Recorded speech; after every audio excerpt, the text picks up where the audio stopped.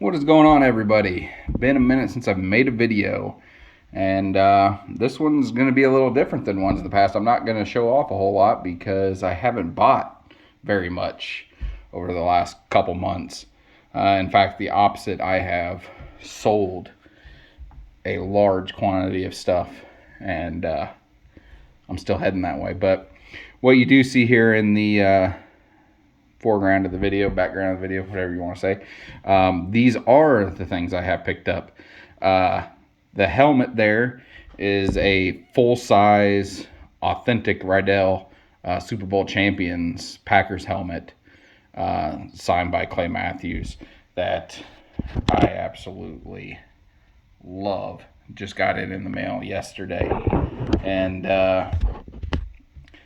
it popped up. It was an impulse buy. It got posted for sale over the weekend, or early. Yeah, I think it was just like Friday, something like that. Anyway, I had to grab it. I don't own any authentic helmets. I have one full-size replica, but I wanted to see kind of what the difference is them, and there's definitely a quality difference. But this thing is beautiful. These helmets alone, unsigned, are really hard to find now. So to be able to get one with my guy on it is so freaking cool.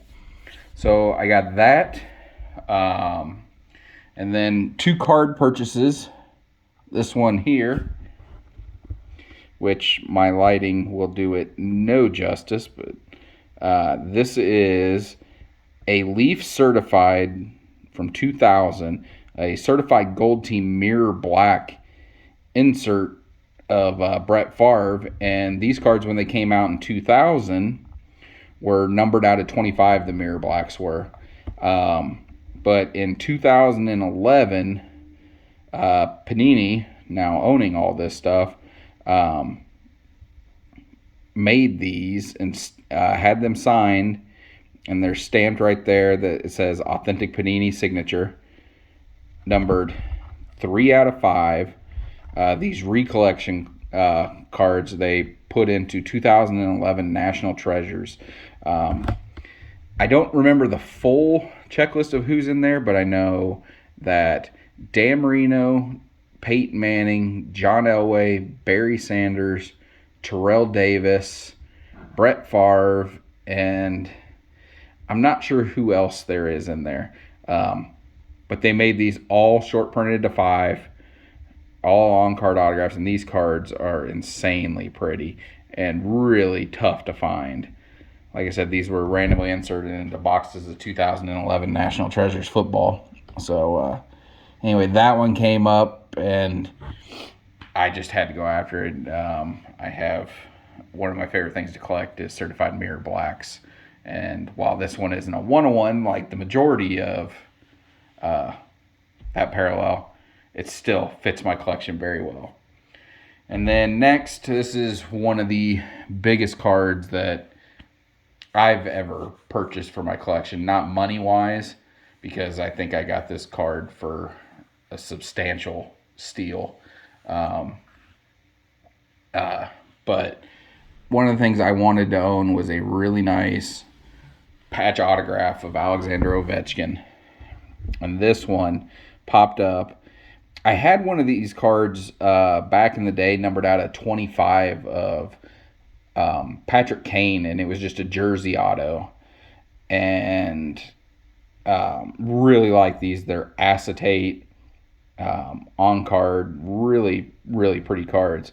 But this one popped up, and this is the Frozen Treasures Prime, and it has gold hollow foil on it, with a big old 3-color 4-break patch in there. Perfect on-card autograph, numbered 6 out of 10. And I got it in the mail and did not have a mag big enough to fit these. So I'm going to have to purchase one just for this card. But absolutely love this card. This was, when I talk about here in a little bit about my selling and my collecting change. This was one of the reasons why, and one of the goals that I had in making this switch, was to get a really nice patch autograph of him. So really, really happy with this. The purchased both of them off of eBay, and unfortunately both of them had to go through the eBay authentication process, and that is, as a very impatient person, that is one of the worst processes ever. I hate how long it takes. I want instant gratification. Sadly, that's just how I'm wired, and having to wait for eBay to tell me that the cards that I purchased are real when I know that they are, it's just kind of a bummer. But at the same time, and it never fails, anytime I purchase something that has to go to them, it always arrives there on a Saturday. And it cannot be delivered on a Saturday because they are only open Monday through Friday. So then I have to wait a couple more days for it to even be accepted before it goes through the process. So as a buyer, I really like what they're trying to do. They're trying to weed out bad sellers selling damaged cards, and they don't tell you about the damage. And I think it also works as a really good go-between, so you don't purchase something really expensive and then they just send you some base cards, and then you have to go through the hassle of trying to argue and win that case with eBay.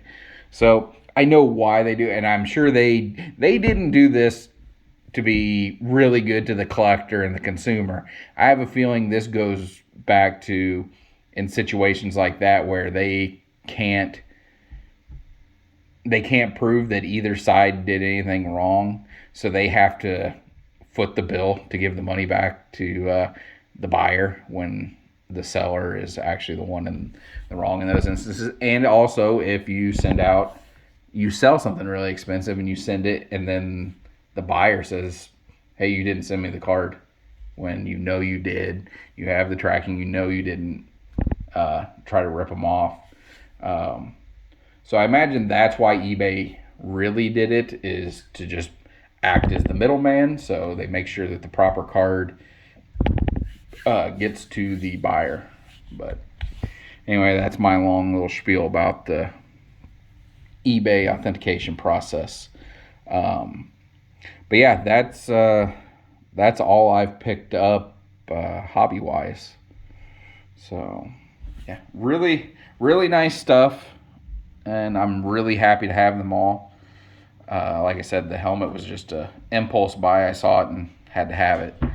But going back to what I mentioned at the beginning of the video about selling, I made the decision. It took me. I've been thinking about it for a really long time, like over a year. It's just something that's weighed on my mind on, what I want, what else I want to do in this hobby, whether just continue to do what I was doing, or if I knew there was always other stuff that I wanted, but I was always afraid that, I go out and I spend the money on this, and then something else that from my clay PC pops up. I'm always afraid that I won't have the money to purchase it, type situation.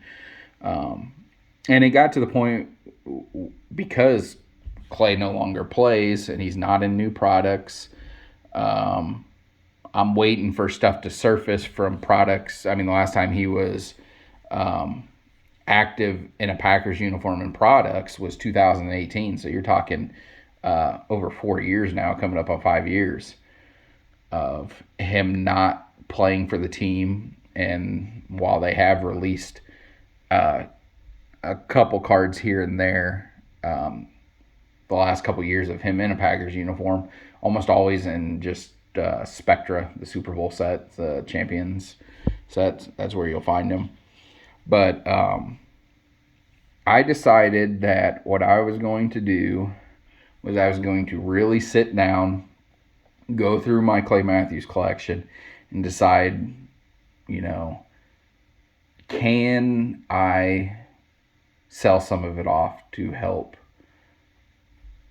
fund other parts, other things that I would like to do in this hobby, other stuff that I would like to own. That I wouldn't be able to otherwise just come straight out of pocket and keep everything I have. I've never been able to do that. I've always been kind of the weirdo when I'm being called a super collector, where I was trading off Clay 101s to get other 101s or other cards that I wanted, and that kind of doesn't make sense in the mind of most player collectors. It's just not something you see all that often, but it's something I've always had to do, and I've been fine doing that. But I essentially had 5 two-row vault boxes completely jam full of all my Clay Matthews collection. And I went through and did a rough just pull out, these are the ones I'm definitely keeping. Did that and got it all down to where it essentially it fit in one two-row box. I was going to sell the other 4 two rows. And then as I went, I did another run through and got it to where there was stuff in them sell boxes I just had hesitation on, so I pulled them back. And what I eventually came to was my Clay Matthews PC that I wanted to keep fits in 2 of the two-row vault boxes. And the other 3 boxes were full of stuff that I wanted to sell. And I didn't advertise it anywhere. I never made a post saying, hey, all this stuff's for sale, hit me up. Nothing like that. There were a couple Facebook posts of people looking for some Clay Matthews stuff. So I would post a couple, 2, 3 cards. And that ended up leading to conversations with a fellow collector who also collected clay on a much smaller scale than I did, and he jumped at the opportunity to kind of cherry pick and dig through. And over the last, I think, December, January, and this month, I've shipped him out 4 different big deals. Didn't want to do it all. He didn't want to do it all at once, and just wanted to, piece it out, which I'm perfectly fine with. There was no rush whatsoever. And then another friend of mine who I did the deals in the past, trading 101s back and forth of clay with, he messaged me and asked if he noticed some of my cards being posted by people in mail days that they had purchased from me, and he got to talking with me, and he wanted to purchase a significant amount of stuff that was left over from whatever the other guy didn't want. He was allowing him to go through and pick everything that he wanted first, since he got there first. And then him and I came to an agreement on another, on a very, very large chunk of stuff. And being able to do that has allowed me to make purchases like these, and it's allowed me to pay off a significant amount of debt, which is a massive stress relief. I didn't realize it was as stressful as it was until the money started coming in and I was able to make these decisions. I was like, oh, I guess thinking about those bills was, weighing on me, and I really didn't give it much thought. And now that I don't have to worry about that, it's going to allow me to pursue a lot of other things that I'm interested in. My Marvel statues being one, but also there were 3 big time card purchases that I wanted to make. One of them being Ovechkin patch auto. I need to get a Reggie White autograph back into my collection. That's another one. And then I want an Aaron Rodgers Super Bowl auto of some kind. He has a lot of different ones out there to choose from. I'm being very picky, and I actually decided to narrow it down to one specific card, and that is from the new Spectra, the Champion Signatures. They're just called Green now. They were called Green Scope in prior years.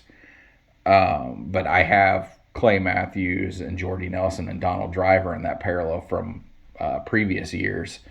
And Rodgers is in the new one, and so is Brett Favre. So Favre got added to that list. So I'm looking for the Champion Signatures Green, numbered out of 9, of Aaron Rodgers and also Brett Favre out of 9. So those are cards that are on my list, and then Reggie White. But yeah, now in selling, I've sold off a lot of really crazy nice cards. I've sold off my Prism Finites, including the 2012 first year Prism. I've sold off all the cards from there. I've sold off the 2014 full rainbow, the 2018 full rainbow. Just because I wasn't as attached to those as I am to older parallels. The stuff I made sure that I wanted to keep 100% was all my Topps Chrome. That stuff's all still here. So I still have all my Superfractors, all Clay's playing years. I have all his full rainbows and 3 of them with supers, and I'm still looking for 2 more. I kept all my certified stuff, all the certified mirror blacks, the autograph rainbows. I've kept my 2011 gold standard stuff, including the logo shield patch auto.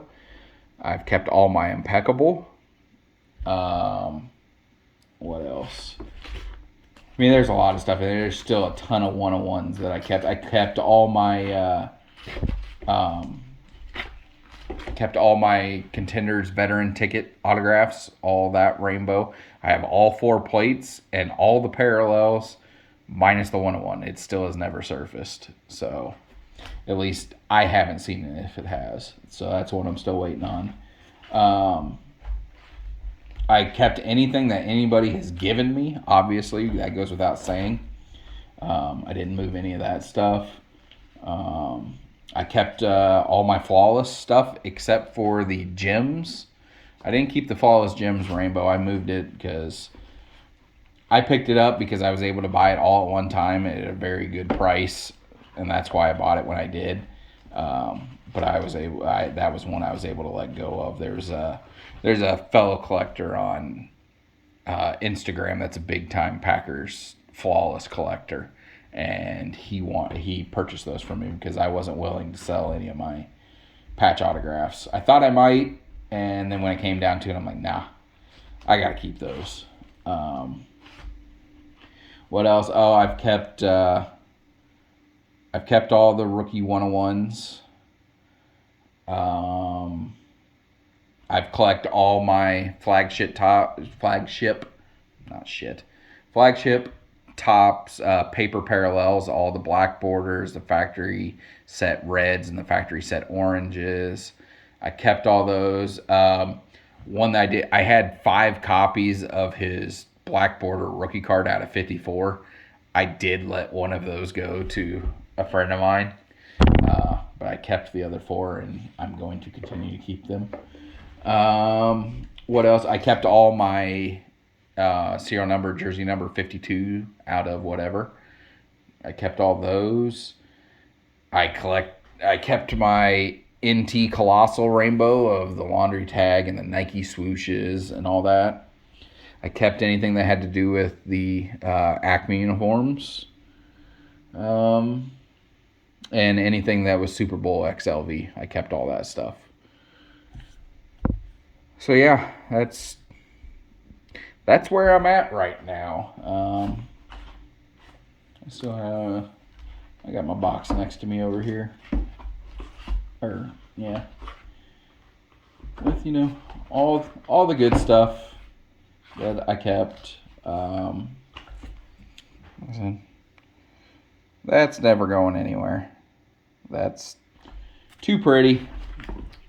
I got my XLV stuff. That stuff won't go anywhere. That one needs a new team bag. It's all scratched up. I've still got my black label because I kept everything certified. Actually, that's not true. I did sell my certified.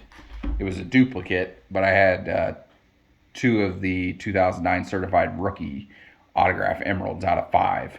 I kept one for my full rainbow, and then I let one of them go.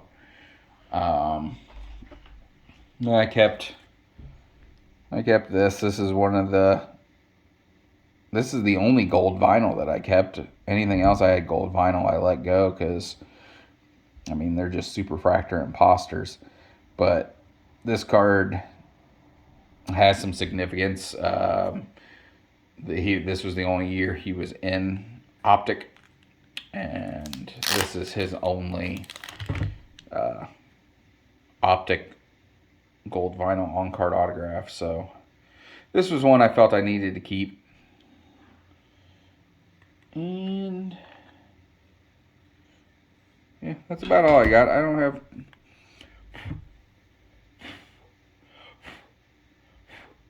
Don't mind me, I've got a dog hair that's driving me crazy on this penny sleeve.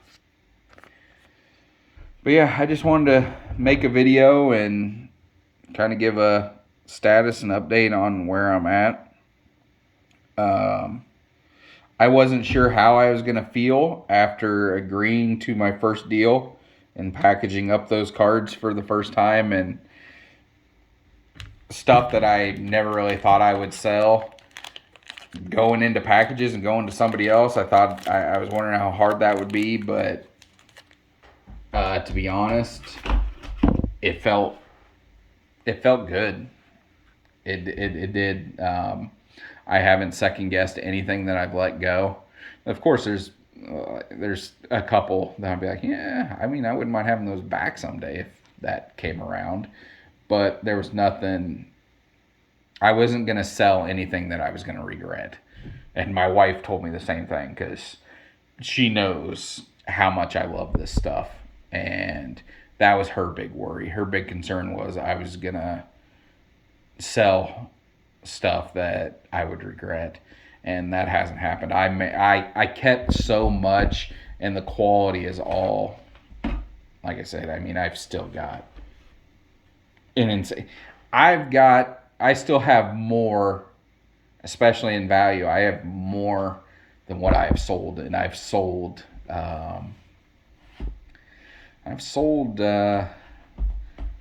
close to 5 figures in Clay Matthews stuff as far as value. So, and I have more than that left.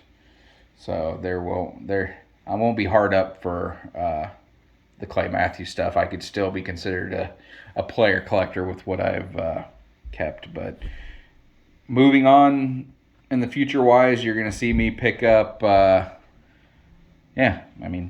stuff like this of other players that are nice cards of players that I'm fans of and legends.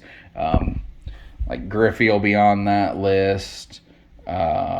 Eventually, that one card that I really regretted selling several years ago now was selling my 33 Gaudy Lou Gehrig PSA 1.5. At the time was about a $900 card. Now that if I tried to buy it, I think it's like $2,500 or something like that. So hopefully one day down the road I'll be able to get another Gehrig Gaudy back into my collection. But if not, I will find something really nice of his to add to my PC. But yeah, that's 25 minutes of me just rambling on and not showing very many cards. So if you stuck it out, I appreciate it. I hope everybody's doing well. Looking forward to seeing a whole bunch of people in Chicago this summer. Going to be a lot of fun. Michael Shane, I'm sorry I won't be bringing the whole Clay Matthews collection for you to go through. There's a whole bunch of stuff that that you've seen several times now over the years that just aren't there anymore. But anyway, like I said, hope everybody's doing well, and I will talk to you later. Bye.